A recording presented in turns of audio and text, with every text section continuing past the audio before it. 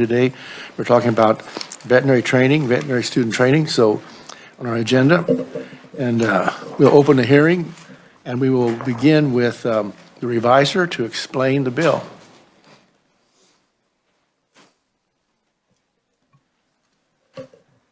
Thank you, Mr. Chairman, and good morning, committee. So House Bill 2605, as amended by House Committee, would increase the rural population requirement maximum for the veterinary training program for rural Kansas, and it would allow an alternative food animal percentage requirement. So first, I'm going to discuss what the current requirements are of the program, and then I'm going to switch gears into how the bill changes those requirements. So currently, the program is administered by the College of Veterinary Medicine at Kansas State University. And subject to appropriations, the college may enter into program agreements with up to 5 first-year veterinary students per year. This agreement allows each student to receive a loan in the amount of $20,000 per year for not more than 4 years. Additionally, the agreement requires the student to complete the veterinary medicine degree program at the college, complete certain training, and participate in an externship and mentoring requirement. They would also have to engage in the full-time practice of veterinary medicine in any county in Kansas with a population not exceeding 35,000 at the time the person entered the program, and for a period of at least 12 continuous months for each year the student received a loan under the program. The student would also have to commence the full-time practice within 90 days after completing the program, and if the student fails to fulfill those obligations, the student would have to repay the college the unpaid amount of the loan plus interest. So I'm going to switch gears and talk about the bill and how that changes the program. So House Bill 2605 would establish a new advisory committee. That committee would be made up of 2 representatives from the Kansas Veterinary Medical Association, the Animal Health Commissioner, 2 members appointed by the Department of Agriculture, and 2 representatives from the college. The bill would require the program be administered by the College of Veterinary Medicine in consultation with that new advisory committee. Subsection B of the bill would remove the requirement that a student be a first-year student, and the limitation on how many students may enter into the program would also be removed. Under subsection C of the bill, the amount that each loan would be increased from $20,000 to an amount not to exceed $25,000. Additionally, in subsection D, the maximum county population requirement would be increased to 40,000. The bill would also establish an alternative requirement that would allow a person to practice in a registered veterinary premises under a licensed veterinarian if food animal patients make up at least 50% of that veterinarian's practice. The bill would take effect upon publication in the statute book and pass the House on a vote of 115 to 6, and I will be happy to stand for any questions. Okay, thank you very much, Tamara. Committee, any questions for the reviser? Senator Pag. Thank you, Mr. Chairman. Thank you for your presentation. Going from I think it was 35 to 40,000, do we know how many counties that actually affected? What was the reason for doing that, I guess, was my question. Got any idea? I would defer to one of the proponents or research to answer that question for you.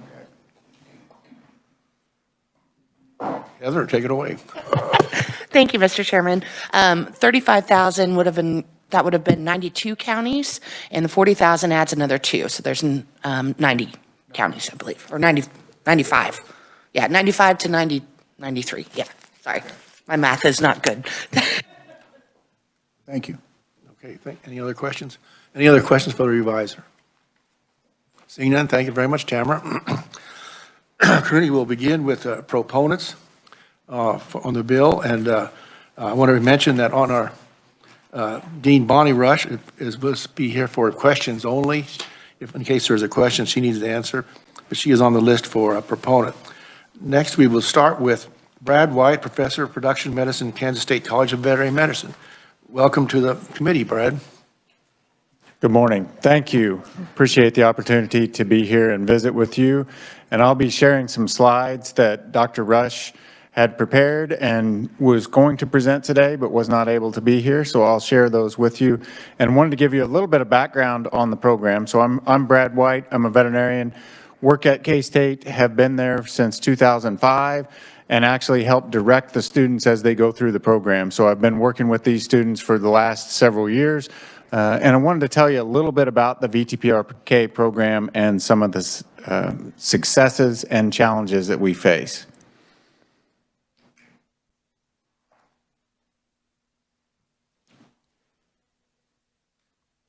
But I do not know how to do the on button on the slides, apparently.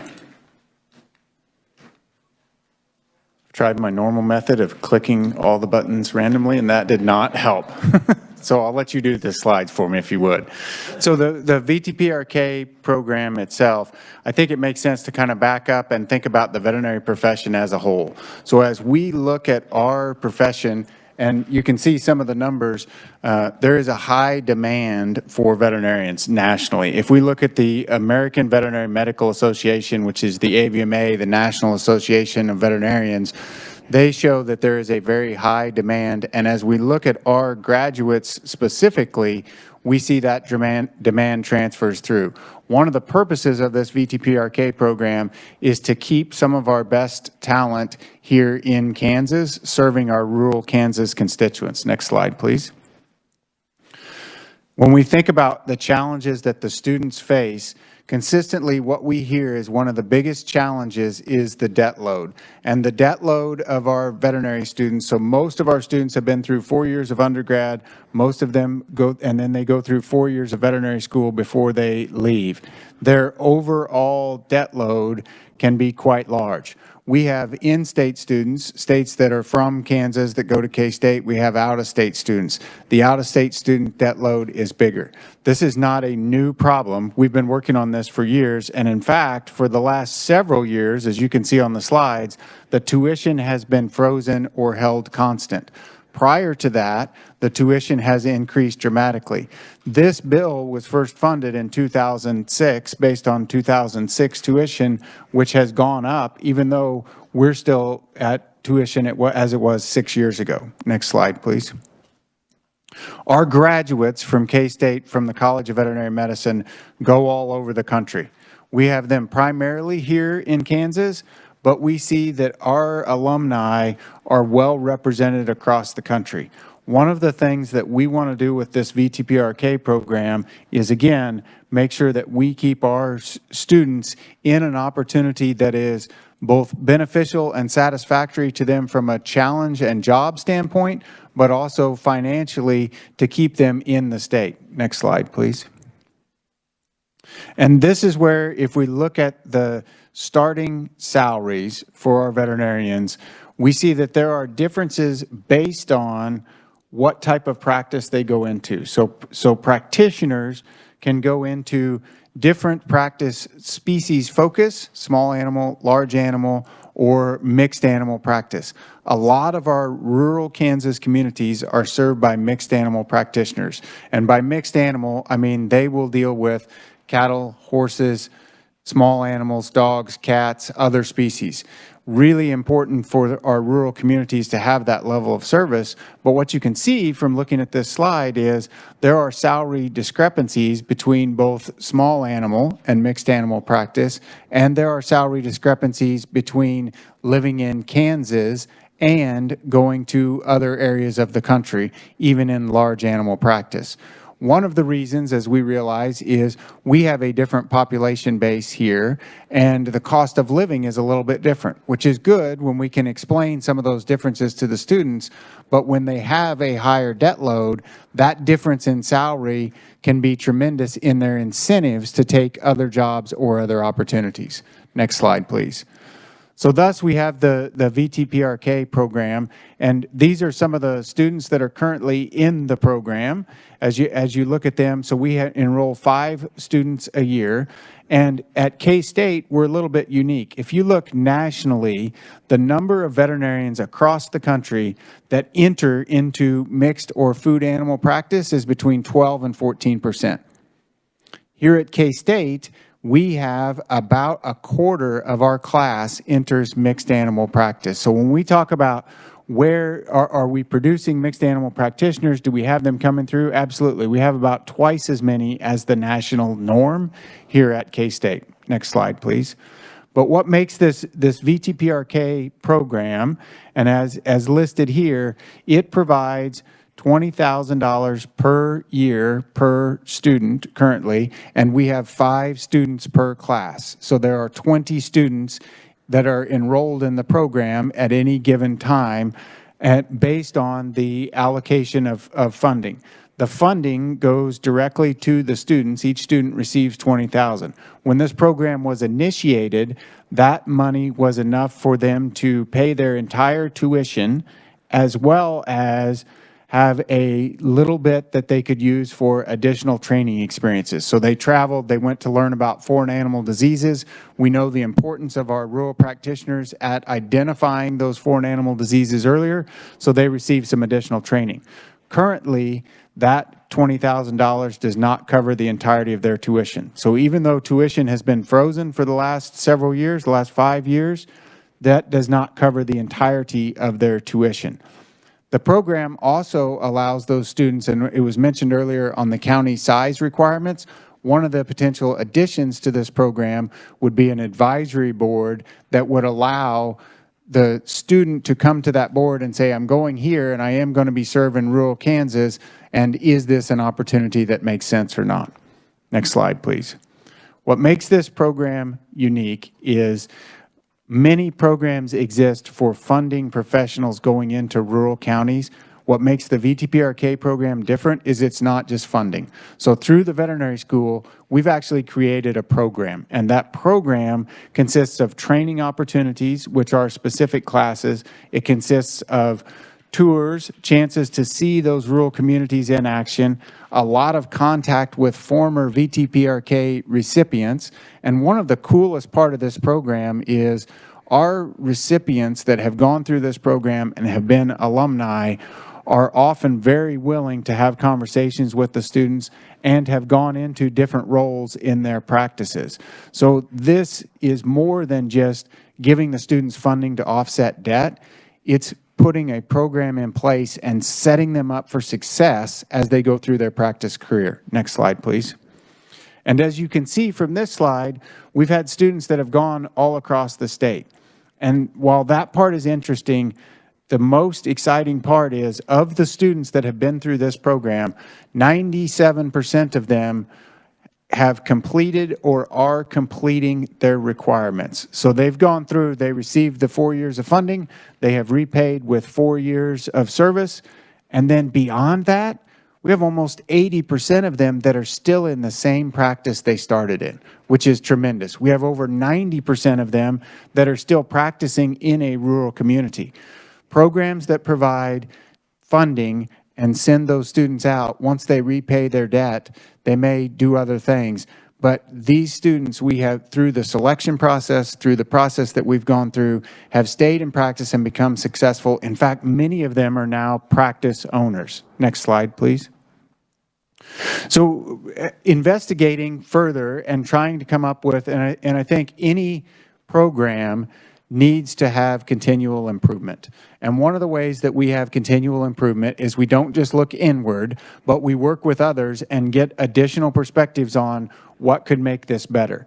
So several years ago, we started working with a group that consisted of representatives from the KVMA, the Kansas Veterinary Medical Association, Kansas Farm Bureau, Kansas Livestock Association, Livestock Marketing Association, and we put together a working group that talked about what are some of the issues that are affecting rural practitioners and where are some of our big needs. Next slide, please.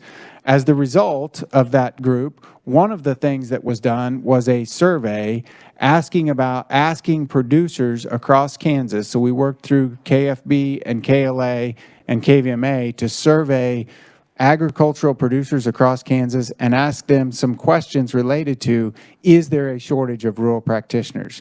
As you can see, about 60% of them said, yes, there is a shortage of rural practitioners. Then we ask a follow-up question. Next slide, please. And on this follow-up question, we ask them about their proximity to a veterinarian and how that, and this is sliced by proximity to show how they felt about a shortage of veterinarians. And those that were further from veterinarians felt that more of them felt that there was a shortage, which is what we would expect. So a couple of take-homes from this study were, one, the producers are seeing that there's a shortage. It is not just in proximity to them, but across the state. Next slide, please. And when we look geographically, so the other thing that this group did was put together where are the mixed animal practitioners in the state. And this slide looks like a blue blob. But what this shows is each mixed animal practitioner, if we put a 30-mile radius around them, which is what we learned from the previous slide, that was the distance where people felt a shortage. If we put a blue ring that's 30 miles around each practitioner, this shows the overlap. Now, there are two things to take from this. One, obviously, we have more density of veterinarians if we look at the eastern half of Kansas than the western half of Kansas. Two, we only looked at Kansas practices. We didn't look at those in Oklahoma or Colorado that may have overlapped into that southwest corner of Kansas. However, we do see there are some areas where we could use more veterinarians in rural practice, which is one of the things that this program helps with. Next slide, please.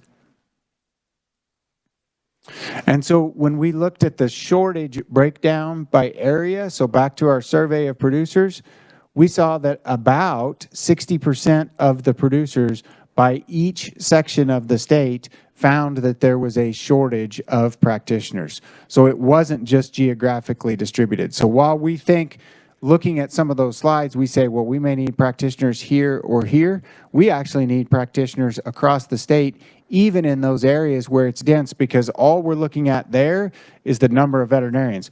We're not looking at the number of cattle, the number of producers, the number of animals that they serve. So what we see that's important is there is a defined need. This program has been successful at putting students in positions where they can thrive in rural practice and beyond. Next slide, please. So I want to thank you for your time and your willingness to listen to some of the discussions. And I brought with me today, I mentioned Dr. Rush couldn't be here. I brought with me Colton and Will are sitting behind me. They're two students that are fourth-year students in the program. This has been, as we've discussed with them, we have discussions all the way as they go through school, and this has been a very impactful program. And as the students go through it, it changes the way that they can go into practice. So we appreciate your support on this program, and I'd be happy to take any questions. Thank you very much, Brad. Committee, any questions for Senator Reichman? Thank you very much, Chairman, and thank you for your presentation.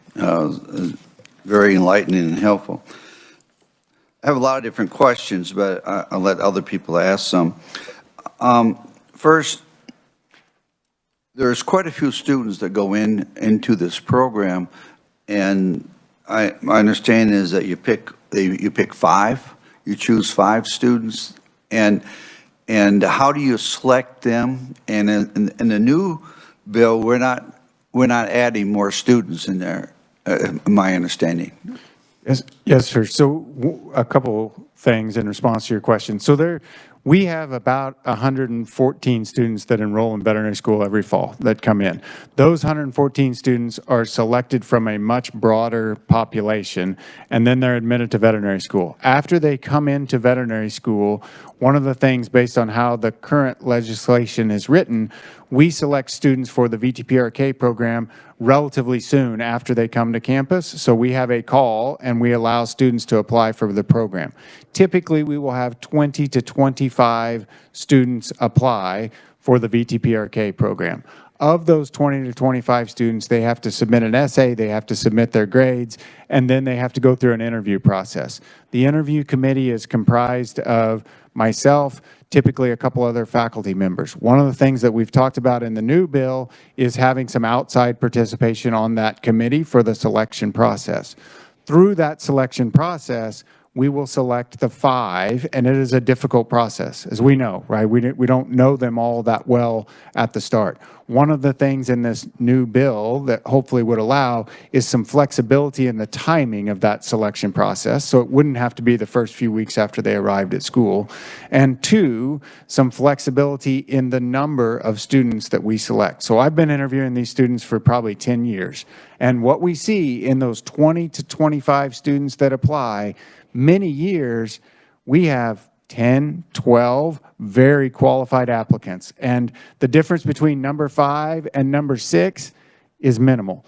There are other years that we may have 6, 7, 8 qualified applicants. So the flexibility would allow that committee to potentially expand on years that it was necessary and not on other years. So ideally, I think that would be our best service. So we have the number of students there now that would be highly qualified to fit into the program. I have a question later, but let everybody else ask. Any other questions? Senator McGinn. I guess I would rather have a bill that's totally directed to large animal veterinarians, because we don't have any, hardly at all, in my area, and I'm from an urban area. We have lots of small animal vets, and I know why they do it. I mean, you can't even afford to take your cat or your dog to the vet anymore. And you have to make life decisions for them. I know somebody that just had their dog got I guess it's not ACL, it's OCL, I think, on an animal or something like that, but ripped apart, and the minimum was $3,500. Yeah. So they couldn't do anything. But my point is, I missed maybe the first part of your survey, but it seems to me like we need a program that gets large animal veterinarians in here. So I think great comment, and I will be the first to say, you want no dog advice from me. So I've been doing only cattle for a while, so I can't help on the dog side. But one of the things that we see is, I think the overall picture of what we're trying to do is serve rural communities. In our rural communities, it is rare that we have a veterinarian that is completely specialized in a specific area. In our urban communities, we do see more specialization, but many of our rural communities are served by mixed animal practitioners. And as we look at the students that come through this program, I think we would be, if we focused only on students that only wanted to do large animal, I would have concerns about how well they can thrive in some communities where they're the only animal health professional, right? They're the only person to go to, whether it's a dog or a cat, and what a tremendous opportunity for those students to serve those communities. So I agree. I think the need and our focus is to be sure that we get students that are focused on mixed animal practice, and most of them that we've had go through the program have a heavy emphasis on large animal. So they're looking, and large animal in Kansas primarily means beef cattle. Can also include dairy cattle, can also include other food and fiber species, but a lot of times we're talking about the number one driver in our state is beef cattle. So we're that focus area. So I agree with your point that we can't lose sight, which is one of the reasons in this bill that it opens up some of the areas to where those clients could be served by a practitioner. Even if they're not in a qualifying county, they can go through the process of saying, well, but I'm going to be doing all large animal. So I think that gets a little bit at what you were looking at. Add sheep to your list. Add sheep, yep. Yep, I would count them in the food and fiber, absolutely. Second question I have is on page 2, line 24.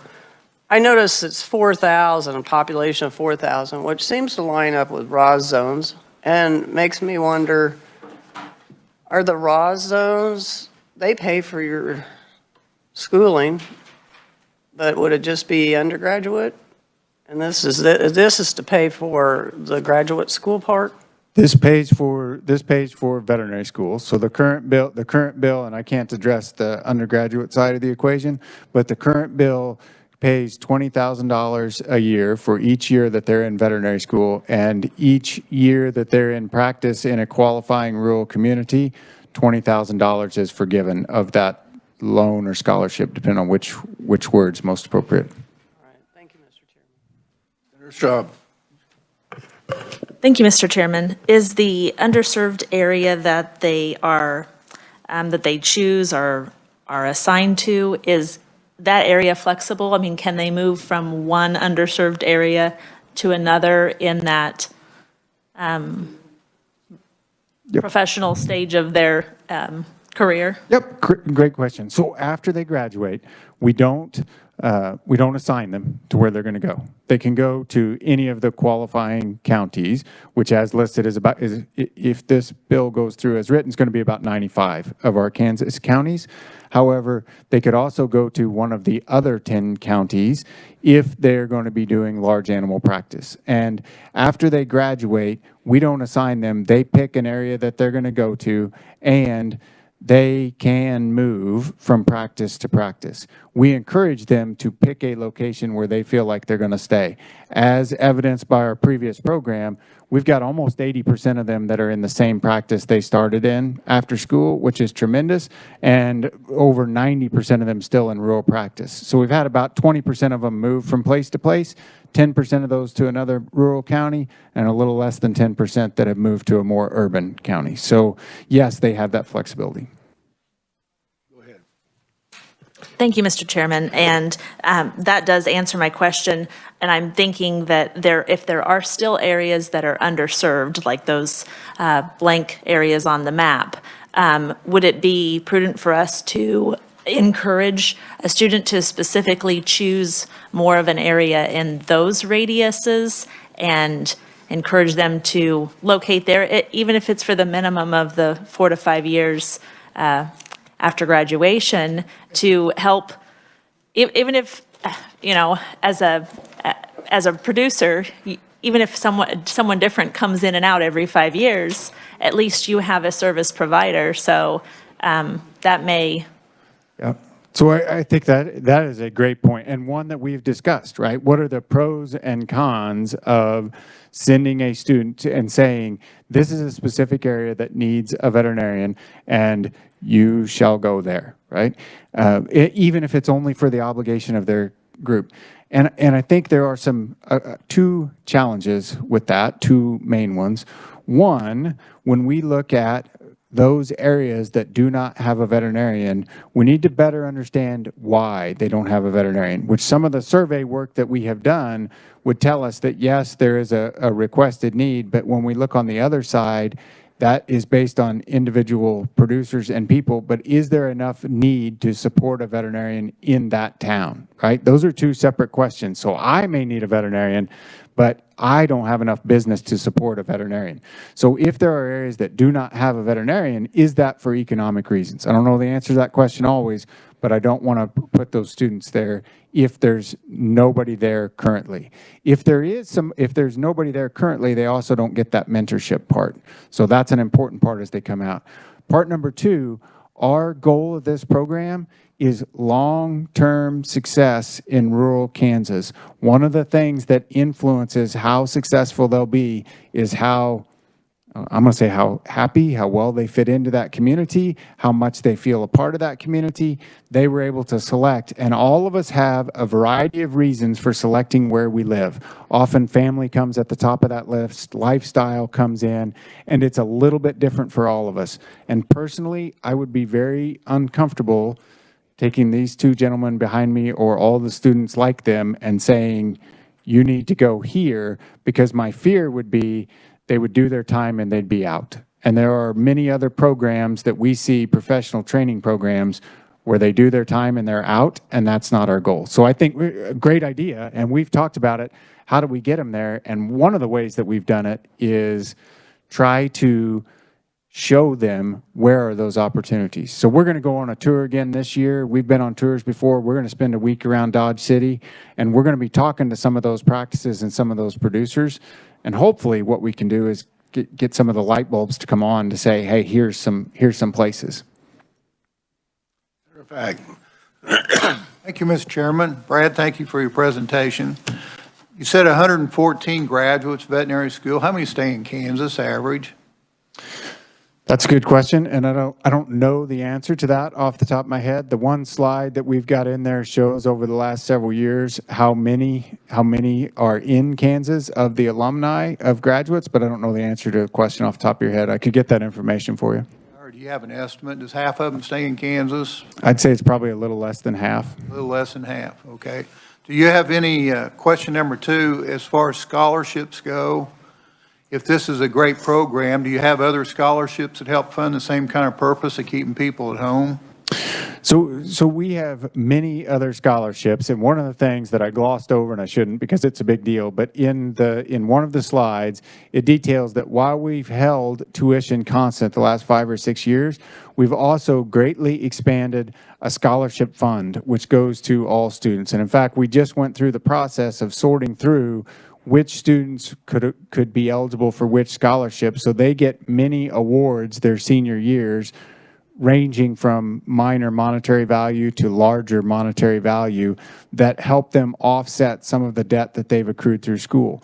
None of those particular awards are based on, to my knowledge, are based on you have to either go to a certain area or you have to stay home. So this is the only program that really encourages the students to stay in Kansas. Senator Reichman, you have a question? Yeah, thank you. Thank you, Mr. Chairman. Mine's kind of a piggyback over what Senator McGinn was talking about. I'm in the area in southwest Kansas where it has the biggest shortage. And then I noticed that we keep on adding more. We're adding on 2 more counties. 40,000 or above on the bill. I don't think there's any in southwest Kansas that's 40,000. And so there is a shortage there, and then go back to large animals.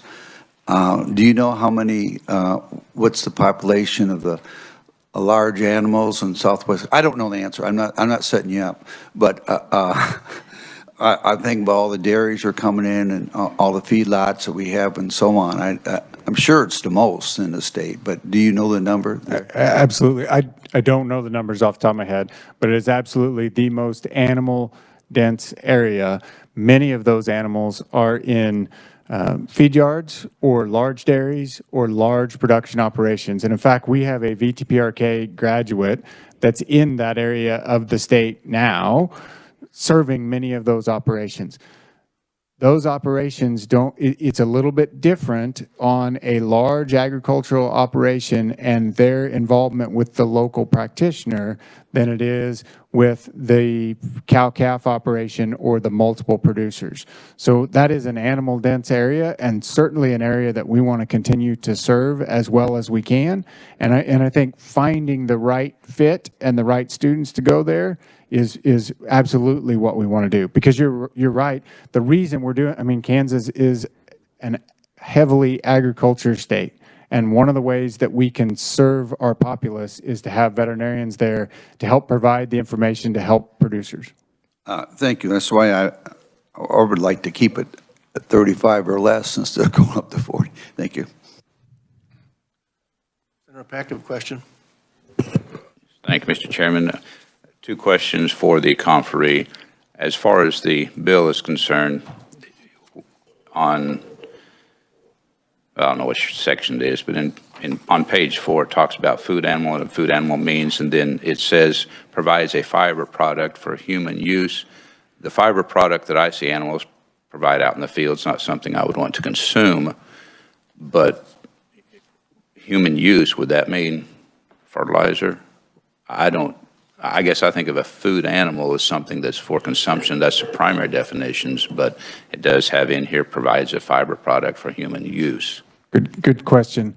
My understanding, and we can look at the specific wording, but my understanding, often we will refer to food and fiber. So animals that could be used for food, or it's usually not the same animal, food or fiber, and that incorporates some of our species like sheep as we think about serving those. So I don't think it was, if it is worded in a way that intones that, I think it means the fiber used for human consumption and then also food animals, but that may need to be reworded.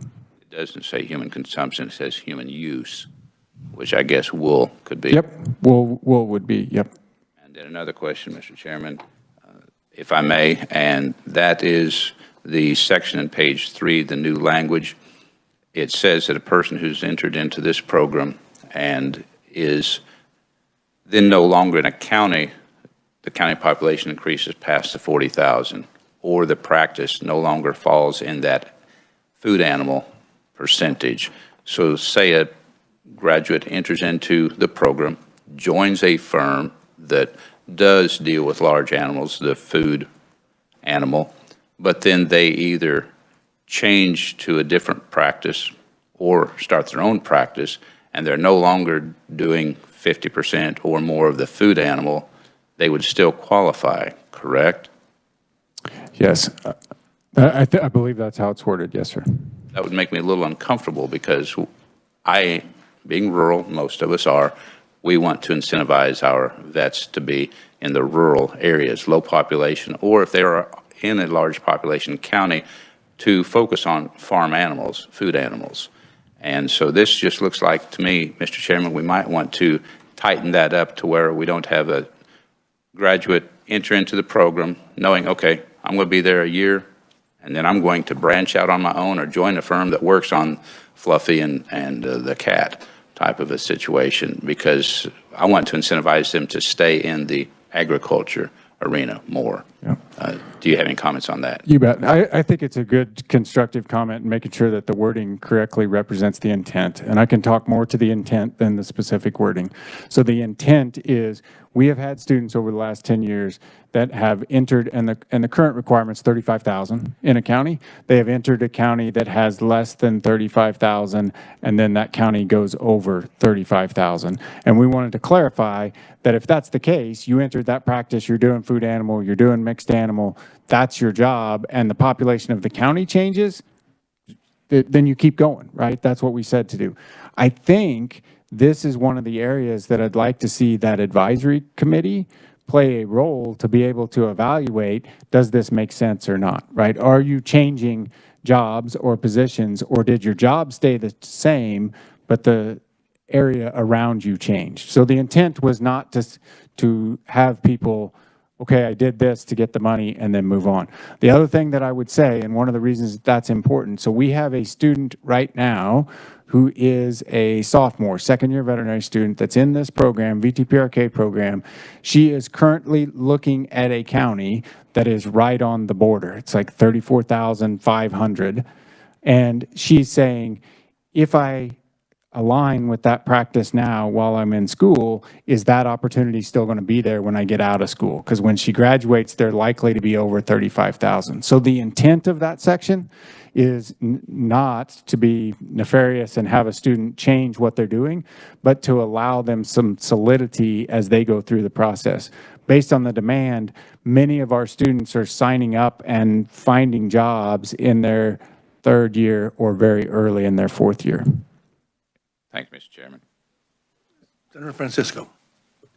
Thank you, Mr. Chair. I had much the same question about the wording that's on page 3, lines 7 through 13, that talks about, can these people stay in the program? And I have no problem with the population of a county changing, but if someone can move, then we need to be careful about the food animal percentage requirement.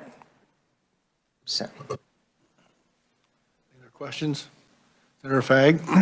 Thank you, Mr. Chairman. Professor White, I was wondering on this is a loan up to, right now, 20,000, we're wanting to change 25. It talks about it being a loan, and then if you do everything to deem satisfied, then it's forgiven. So my question to you is, how much outstanding loans do we have right now that people's out of the program, and how's the collection efforts on that? So your question is for VTPRK students that have not fulfilled the requirement? Went somewhere else, got the loan outstanding. Yep. What kind of dollar figure is out there in that area? There's only been one that has left that I'm aware of. And in that particular case, what happened was we took the money, they paid the money back, so it has all been collected. And what we did in that year was, instead of having 5, we had 6. Because we had an extra slot based on that money, so the money just went right back into the program. So as far as outstanding loans for students, it's 0. Thank you. Senator McGinn. I'm just trying to understand these two pictures. You have the one that looks like the cancerous mass, okay? And then I look at this one, and there's a hole right around where I live, Sedgwick, Harvey, Butler, Reno, Kingman County, of scholarship program. So maybe these folks have been established. Those counties, are they not eligible? Nope. So the picture she's referring to is this is what happens when you give a university professor a computer, right? We're going to make all kinds of pictures to make a clear situation unclear. What the pictures show is if we look at where the practitioners are, there are fewer practitioners in Southwest Kansas. You look at where the VTPRK students have gone, self-selected, where they go to, there are fewer of them in Western Kansas. Two things I would point out. One, the survey of producers, when we break it down by region of the state, what percentage of producers feel like there's a shortage, there are 60% of the producers in each area of the state that feel there's a shortage. So even those in the northeast part of the state where it is very dense still feel like there's a shortage. Part of the reason for that could be the difference in animal density. And when I say animal density, we talked earlier, how many animals are in that part of the state? A lot. How many cows? And if we look at, for a typical mixed animal veterinary practitioner, if I was going to do 100% cows to make up my income, my ballpark would be I need to service 20 to 25,000 cows. And in the southwest part of the state, there are fewer cows. Now, we could argue, yes, but I could do feed yards or I could do other things, and consulting, absolutely true.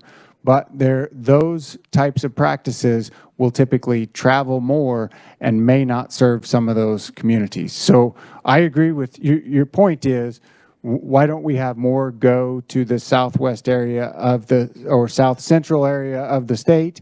And we could pick any area of the state, right? Other than there are several of them on the eastern side.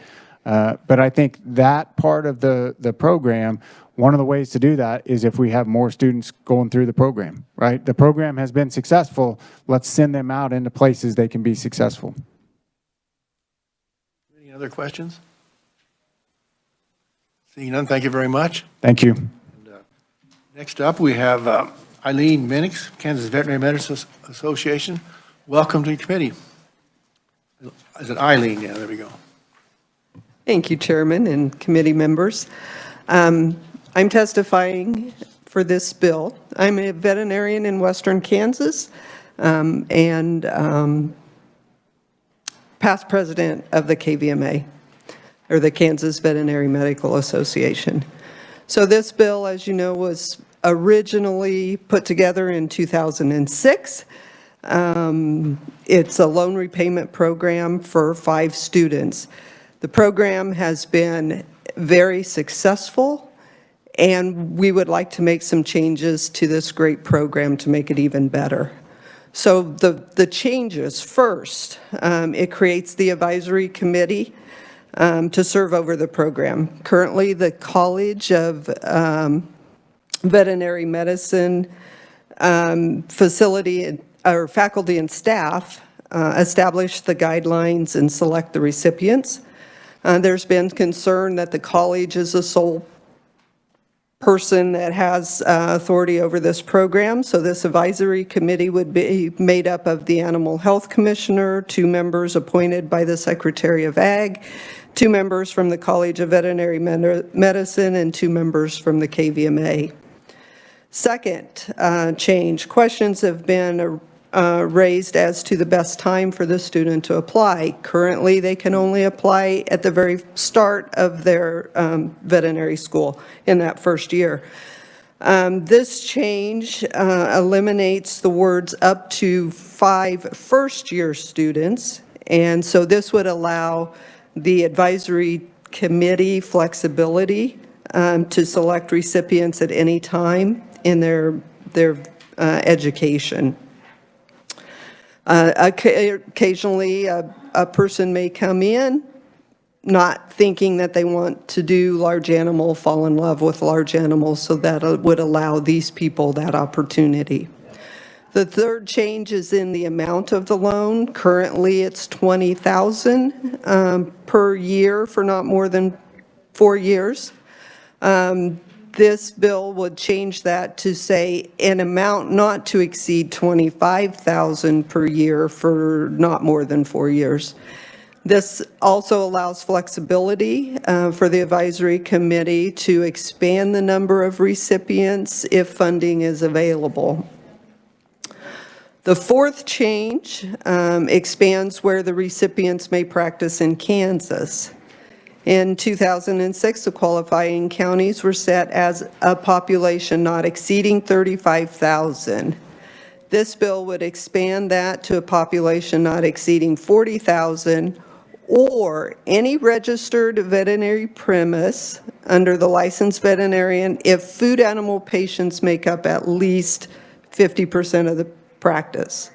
Sheep, goats, chickens, all of those things are food animal, by the way. We have heard from a lot of practitioners in larger counties, Johnson, Butler, Sedgwick, that did not qualify originally, that there is a need because they do have food animals in those places. So this would allow for these students to be able to go to those counties because serving food animal patients in Kansas is essential to agriculture and our state. There have also been questions brought up about Kansas students who went to a different veterinary school besides Kansas State and came back. I'd be an example of one of those students. I'm Northwest Kansas born and raised. I graduated from Oklahoma State University. When I was interviewing, I only interviewed in Kansas because although I loved being in Oklahoma, I was coming back to Kansas. So a program where those students would qualify for some loan repayment program would be wonderful. KVMA looks forward to establishing some kind of program like that. This is not that program. This Vtprk program was established to support graduates of Kansas State University, and it's worked very well. There was a question about other scholarships or ways for people to get some money to pay back loans. And there is a USDA program. Each year, USDA establishes places in each state that have a need for veterinarians. And then veterinarians in those established areas, and it doesn't necessarily have to be, I mean, it's totally different than these guidelines. USDA sets up their own guidelines. But as long as you have at least $15,000 in student loans, you can apply for the USD program to qualify to get some of your loans paid back. So I urge you to support this bill. It's a win for Kansas, win for rural Kansas, so. Thank you very much. Any questions for Senator Dahl? Thank you, Mr. Chairman. Thank you for being here. Thank you. You guys realize her husband's a rep, right? That's right. Use the strength in that family. I can Does other ag schools like Oklahoma State, Iowa State, do they have a program similar to these? That I don't know. I do know that they would qualify for the USDA. Each state can do a USDA program, but nope, I guess not, I'm told. Senator Francisco. Thank you. Could we make this simpler by just focusing on those practices where food animal patients make up at least 50% of the agreement and not worry about the size of the county? And then require people to stay in a practice that has at least 50%. Okay. I guess the wording might be a little simpler, but when the bill was originally made, they established rural counties as that amount of population. So in this bill, we're trying to include more counties with the at least 50% food animal. Now, if someone were to get this loan repayment, go to a food animal practice, after a year say, nope, I'm going to Kansas City and practice small animal medicine, then they would no longer qualify for the loan repayment, and they would repay back that loan that they have. I think you need to read the wording of the bill because it says, or food animal percentage requirement. It allows a change in that. So that's some concern. And then I'd also like to look and get your help on, it's page 1, lines 32 to 36, where it says, subject to the provisions of appropriation acts. The college may enter into program agreements with veterinary students who have entered into a program agreement. So it's not clear if they already have to have entered a program, but we can work some on this wording. Senator Fagg. Thank you, Mr. Chairman. Eileen, thank you for your presentation. This might be a Professor White question, but what does it cost for a year in veterinary school? Too much? So it's about 24,000 in state for tuition, and the exact number I believe is on slide 2 in your presentation. Have we ever had any time that we didn't give out all the scholarships every year? Not that I'm aware of. Okay. Not that I'm aware of. And most of the scholarships that we have are distributed in the senior year. We've never had a time that, and I'm going to separate, to be clear on wording, because I have sometimes referred to the Vtprk as a scholarship, and I've sometimes referred to it as a loan. And I would say of the Vtprk program, we've never had a year where we didn't give as much as we were allocated. So last year, through appropriations, we received a little bit less money. So there were only 4 that were in the freshman class last year. But as we received the funding, we've always had an ample supply of students that qualify for the Vtprk program. The scholarships that we give in the senior year, those scholarships are also all given out. Senator Straub. Thank you, Mr. Chairman. And this is for Professor White again. Sorry. So I had done some quick math and figured that you had filled the positions every year that the program has been in, except that 1 year, correct? That's correct. So I would absolutely support the money for this program, but I might make a suggestion. In order to get graduates out to those underserved areas, to incentivize them with money. You said it costs about $24,000 a year. And I realize that sometimes it's not as lucrative for them to set up practice in one of those further out counties like Greeley or Edwards or Kiowa counties, that there's some, vacant areas on that map. But to incentivize them with a little extra money to set up practice in one of those areas and offer an additional scholarship money in excess of the actual cost to help supplement their income and actually to get them started in that first 4 or 5 years after graduation. No, I think that's a great idea. I think as we look at the and we try to make students aware, Dr. Mannix talked about some of the programs. So there's the I'll throw acronym, VMLRP, the Veterinary Loan Repayment Program that's put on by USDA, which is what she was talking about. There's also the Veterinary Services Grant Program, which is a USDA-funded program, which has a rural practice enhancement, which allows practitioners in those areas of any career stage to apply and enhance their practice. I like the idea of providing incentives to go to areas.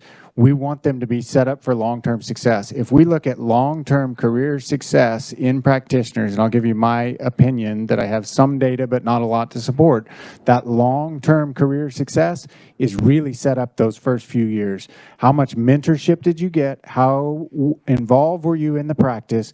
Were you in an area where you could be successful and thrive? So I want to be sure that the start of their careers is as good as we can make it. So how do we get them to those areas? We make sure there are successful practices in those areas. We make sure there are successful models in those areas. So working with those practitioners, so I think beyond this program, right? How do we incentivize people to go there? We make sure there are successful veterinary practices there. Going into an area where there's no existing practice, I would struggle setting one up from scratch because you have all of the things that you have to do, especially when you first get out and you're still learning veterinary medicine. Good suggestion, though. Thank you very much. Committee, unfortunately, we're out of time on our schedule here, and there was only one conferee left, Garrett Stewart, and he said that was if time allows. So we're running out of time. I'm going to reschedule the final action on this bill for tomorrow. We have to finish up the hemp bill, which we were all but done, and then we can proceed to finish and wrap up the veterinary bill and maybe get some conclusions on this language. Does the reviser have time to work with me? Sounds good.